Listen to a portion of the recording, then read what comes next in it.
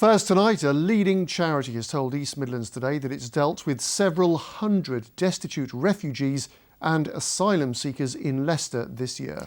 The Red Cross says the number of people who end up homeless and penniless is rising sharply.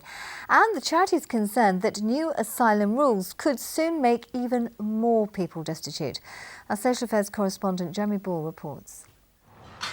When Christina arrived here from Zimbabwe, she thought she could settle here as a refugee, but 7 years on, she's still fighting to prove her case. Christina isn't allowed to work, but now she's also lost her basic food allowance and her asylum accommodation. I had to just roam around the streets. I slept on the floors of people. Some people took advantage of me. I was like a zombie. I was really scared. Christina's been relying on handouts from the Red Cross here in Oadby, where they're giving out emergency survival packs, everything from food to toiletries, and from sleeping bags to nappies. And the demand has surged. They helped 1,200 refugees and asylum seekers here in 2014. Last year, that figure rose to almost 1,500. And in only the first 3 months of this year, they've already seen over 600 more. Most of those people were destitute.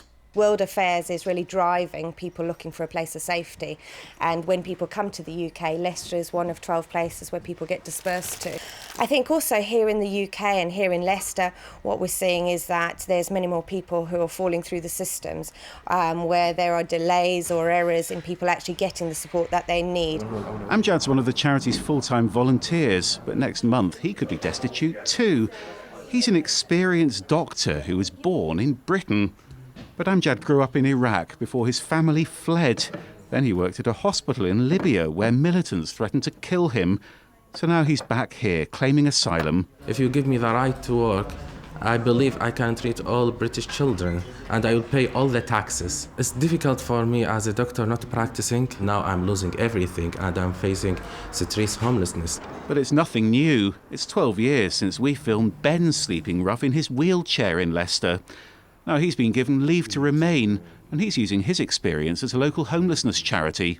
It's a big thing for me to do, to help these people. Because I can give, at least something what UK gave me in 12 years. Whether you're here in Leicester giving out food parcels to destitute refugees and asylum seekers, or whether you're in the Sudan giving food off the back of a lorry, the humanitarian need is really the same. The Red Cross says charities are working with the government to stop people becoming destitute.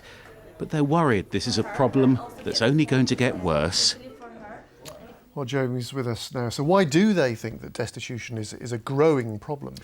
It's partly about the asylum figures because they went right down over many years, but since the start of the war in Syria, they've begun to increase again. But charities think this is also about bureaucracy, delays in people getting support, getting work permits, and they're worried that tough new asylum rules are likely to push even more people into destitution. And have the government had anything to say about it? Well, the Home Office told me they can't comment because of the EU referendum. I think the bottom line, though, is, many people are going to be far more concerned about the immigration system being abused. And because of that, I think the government's priority is going to be making the asylum system tougher. OK, Jeremy, thank you.